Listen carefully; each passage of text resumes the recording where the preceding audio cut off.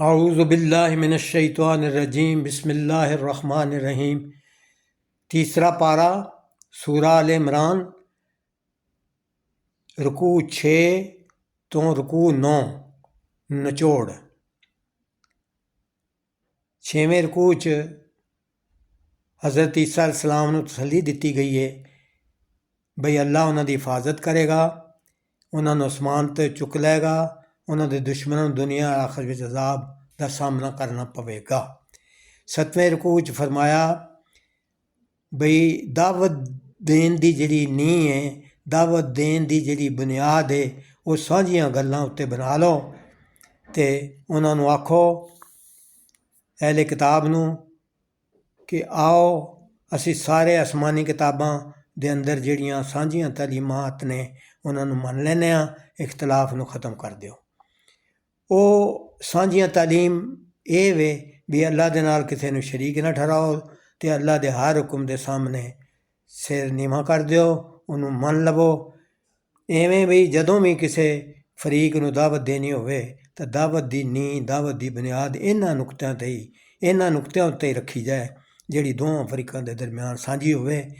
ਅਹਿਲੇ ਕਿਤਾਬ ਦੀ ਮਹਰੂਮ ਰਹਿਣਾ ਇਸ ਗੱਲੋਂ ਸੀ ਬਈ ਉਹਨਾਂ ਨੇ ਉਸ ਦਾਵਤ ਨੂੰ ਕਬੂਲ ਨਾ ਕੀਤਾ, ਬਲਕਿ ਦੂਜਿਆਂ ਨੂੰ ਵੀ ਤੌਹੀਦ ਦੀ ਰਾਹ ਤੋਂ ਰੋਕਣ ਦਾ ਜੁਰਮ ਕੀਤਾ।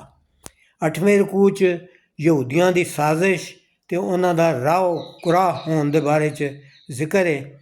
ਉਹਨੇ ਇਸ ਗੱਲ ਉੱਤੇ ਸ਼ਦੀਦ ਗੁੱਸਾ ਕੀਤਾ ਵੀ ਜਿਹੜੇ ਵੀ ਮੁਸਲਮਾਨ ਹੁੰਦਾ ਹੈ ਉਹ ਦੀਨ 'ਤੇ ਕਾਇਮ ਰਹਿੰਦਾ ਹੈ ਅਤੇ ਉਹਨੂੰ ਛੱਡਦਾ ਨਹੀਂ। ਉਹਨਾਂ ਨੇ ਸਾਜ਼ਿਸ਼ ਦੇ ਤਹਿਤ ਤੈਅ ਕਰ ਲਿਆ ਕਿ ਅਸੀਂ ਸਵੇਰੇ ਵੇਲੇ ਤਾਂ ਜ਼ਾਹਿਰੀ ਤੌਰ 'ਤੇ ਇਸਲਾਮ ਕਬੂਲ ਕਰ ਲਾਂਗੇ, ਸ਼ਾਮ ਵੇਲੇ ਇਸਲਾਮ ਨੂੰ ਛੱਡਣ ਦਾ ਐਲਾਨ ਕਰ ਦਿਆਂਗੇ ਤਾਂ ਵੀ ਇਸਲਾਮ ਦੀ ਜਿਹੜੀ ਸਾਖ ਹੈ, ਜਿਹੜੀ ਉਹਦਾ ਸਹੀ ਬੁਨਿਆਦ ਹੈ, ਉਹ ਮੁਤੱਸਰ ਹੋਵੇ। ਕੁਛ ਲੋਕਾਂ ਦੇ ਦਿਲਾਂ ਵਿੱਚ ਇਸ ਹਵਾਲੇ ਨਾਲ ਸ਼ੱਕ ਸ਼ੁਬੇ ਪੈਦਾ ਹੋ ਜਾਣਗੇ। ਇਸ ਰਕੂਅ ਵਿੱਚ ਯਹੂਦੀਆਂ ਦੀ ਰਾਹੋਂ ਕੁਰਾਹ ਹੋਣ ਦੇ ਬਾਰੇ 'ਚ ਜ਼ਿਕਰ ਕੀਤਾ ਗਿਆ ਹੈ। ਉਹਨਾਂ ਦਾ ਦਾਅਵਾ ਸੀ ਕਿ ਅਸੀਂ ਗੈਰ ਯਹੂਦੀਆਂ ਦੇ ਨਾਲ ਹਰ ਕਿਸਮ ਦੀ ਜ਼ਿਆਦਤੀ ਕਰ ਸਕਦੇ ਹਾਂ ਅਤੇ ਇਸ ਉੱਤੇ ਅੱਲਾ ਸਾਨੂੰ ਸਜ਼ਾ ਨਹੀਂ ਦੇਵੇਗਾ।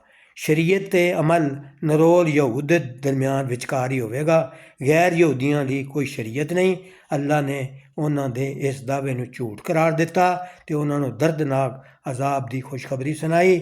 ਅੱਲਾ ਦਾ ਕਾਨੂੰਨ ਤਾਂ ਇਹ ਵੇ ਕਿ ਜਿਹੜਾ ਵੀ ਈਮਾਨ ਲਿਆਏਗਾ, ਤਕਵਾ ਦਾ ਰਸਤਾ ਅਖਤਿਆਰ ਕਰੇਗਾ, ਅੱਲਾ ਉਹਨੂੰ ਜ਼ਰੂਰ ਬਰ ਜ਼ਰੂਰ ਨਵਾਜ਼ੇਗਾ, ਭਾਵੇਂ ਉਹ ਕਿਸੇ ਵੀ ਨਸਲ ਔਰ ਕਿਸੇ ਰੰਗ ਦਾ ਹੋਵੇ। 9ਵੇਂ ਰਕੂਅ 'ਚ ਫਰਮਾਇਆ ਜ਼ਿਕਰ ਕੀਤਾ ਹੈ ਜਿਹੜਾ ਨਬੀਆਂ ਕੋਲੋਂ ਅੱਲਾ ਨੇ ਅਹਿਦ ਲਿਆ ਸੀ। ਸਾਰੇ ਨਬੀਆਂ ਕੋਲੋਂ ਅਹਿਦ ਲਿਆ ਗਿਆ ਸੀ ਕਿ ਤੁਹਾਡੀ ਹੁੰਦਿਆਂ ਵੀ ਅਗਰ ਰਸੂਲ ਸੱਲੱਲਾਹੁ ਅਲੈਹਿ ਵਸੱਲਮ ਆ ਜਾਵਣ ਅਤੇ ਉਹਨਾਂ 'ਤੇ ਈਮਾਨ ਲਿਆਣਾ ਅਤੇ ਉਹਨਾਂ ਦਾ ਸਾਥ ਦੇਣਾ। ਸਾਰੇ ਨਬੀਆਂ ਨੇ ਇਕਰਾਰ ਕੀਤਾ ਕਿ ਅਸੀਂ ਇਸਾ ਹੀ ਕਰਾਂਗੇ। ਹੁਣ ਜਿਹੜੇ ਲੋਕ ਵੀ ਉਹਨਾਂ ਨਬੀਆਂ ਉੱਤੇ ਈਮਾਨ ਲਿਆਏ ਨੇ ਜਾਂ ਉਹਨਾਂ ਦੇ ਨਾਮ ਲੈਵਾ ਨੇ, ਉਹਨਾਂ 'ਤੇ ਜ਼ਰੂਰੀ ਹੈ ਕਿ ਉਹ ਆਪਣੇ ਨਬੀਆਂ ਦੇ ਇਸ ਕੀਤੇ ਗਏ ਅਹਿਦ ਦੀ ਪਾਬੰਦੀ ਕਰਨ।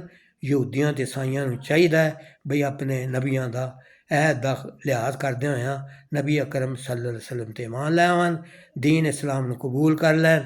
ਇਸ ਰਕੂਅ 'ਚ ਖਬਰਦਾਰ ਕਰ ਦਿੱਤਾ ਗਿਆ ਹੈ ਕਿ ਅਗਰ ਕਿਸੇ ਨੇ ਦੀਨ ਇਸਲਾਮ ਨੂੰ ਨਾ ਮੰਨਿਆ ਤਾਂ ਅੱਲਾ ਉਹਨਾਂ ਦਾ ਇਹ ਜੋ ਤਰੀਕਾ ਹੈ ਕਦੇ ਵੀ ਕਬੂਲ ਨਹੀਂ ਕਰੇਗਾ। ਅਜਿਹੇ ਲੋਕਾਂ ਵਾਸਤੇ ਅੱਲਾ ਵੱਲੋਂ ਦੁਨੀਆ ਵਿੱਚ ਵੀ ਲਾਨਤ ਅਤੇ ਆਖਿਰਤ ਵਿੱਚ ਦਰਦਨਾਕ ਅਜ਼ਾਬ ਹੋਏਗਾ।